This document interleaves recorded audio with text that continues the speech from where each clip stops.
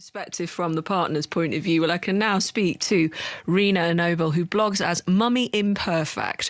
Rena, welcome to the programme. Hi. Good to have you on. As Mummyimperfect then, you've got 3 daughters. I do, yeah. Your youngest is how old? She's 1. Okay, so you can still sort of remember being pregnant the last time? Oh, yeah. It's vivid. It is very vivid. Okay. Were they all the same? With every one of them, I was sick for about 4 months, and it actually was worse with every single pregnancy. And it was so weird that every time I got pregnant, like after my first time, I thought, okay, this is not going to happen again. It was just, I'll be all right next time. I think I just got amnesia, like I had a mind wipe, and I kind of looked at the pregnancy with a rosy glow. And because if not, I wouldn't have ever got pregnant again if I'd remembered how horrible it was. And then each time it was worse. The sickness was worse, to the point where the third time I was actually waking up at 2 o'clock in the morning to throw up. Wow. 4 o'clock in the morning to throw up, and it honestly, it was bad. It was bad for 4 months. It was really bad. Physically, then you may say it's a sickness, but what was the most surprising change to your life while you were pregnant in terms of things that you didn't know about before or feelings? This manifestation of something growing inside you. Okay, so like I said, for 4 months I didn't get off the sofa. It was hard. And were you working or were you? I was. And so I used to go to work. It was part-time when my second 2 kids, and which was slightly easier, but I had to throw up before my shift, and then in the middle of it, and just, do you know that feeling like you're going to be sick? Not just I feel a bit sick, I've had too much to eat, but that feeling of just when you're about to throw up. It was like that 24/7. So I kind of had to go around really holding it down with my teeth clenched all day. And I think one colleague at work knew about my pregnancy, which made it a little bit easier. I had someone to talk to.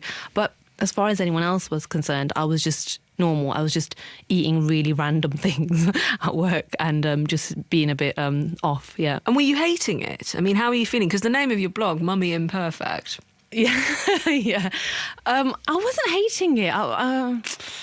I know I'm lying. I was hating the feeling sick bit. And at one point, when I was the third time pregnant, I just thought to myself, oh my gosh, why didn't anyone slap me in my face when I said I wanted to be pregnant again? Because I just can't cope with it. And because having 2 other small kids as well. That's the extra element. Yes, exactly. So you can't, I just felt really sorry for them because I couldn't do the normal things that I did with them. I think all the swimming lessons and everything, we didn't go anywhere for a while.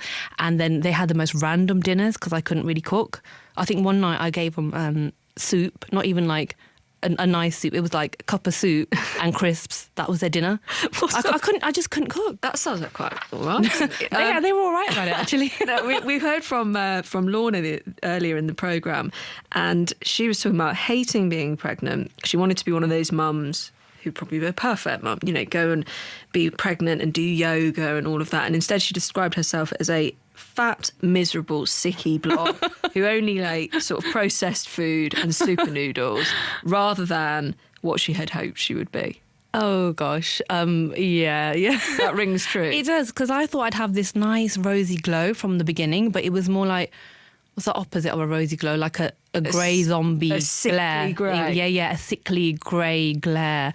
But then, after 4 months, I did start enjoying it. And I think when there's a period of time where you feel awful and you look a bit fat, you don't really look pregnant and you can't feel anything.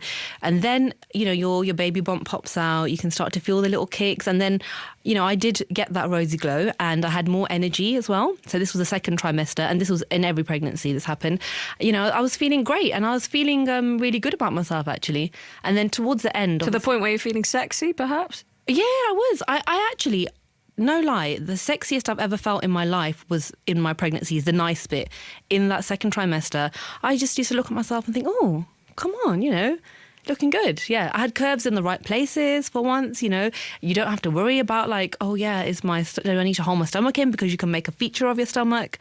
So these are all good things, And the sexiness did come up in another conversation we were listening into with Sadiqa. She actually was turned on by anything, just touching her during this. She said textures, anything brushing up against her leg. I mean, that sounds like quite an extreme version of her libido going through the roof while pregnant.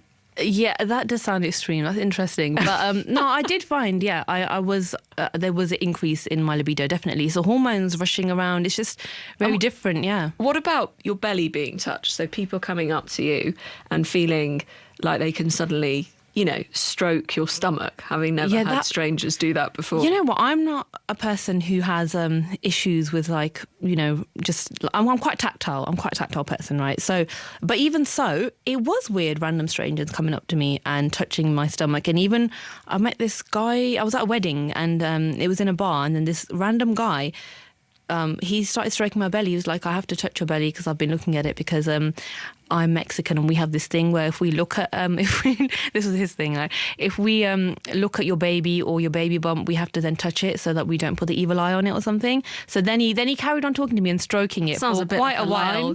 A man would use to say, I've got to stroke you. There's a tradition in my culture. I know, exactly. I did look it up afterwards on the internet, and it is true, but I don't know, that was weird. And other random people as well, and just and also the way that people comment on your size, they're like, oh, you're bigger this time than you were last time with the pregnancy, or you haven't put on that much weight this time. And I'm like, what? I was actually feeling good about myself. Well, it's interesting you should say that, because I'm going to play, in case people didn't hear this earlier, a poem which speaks very much to that point.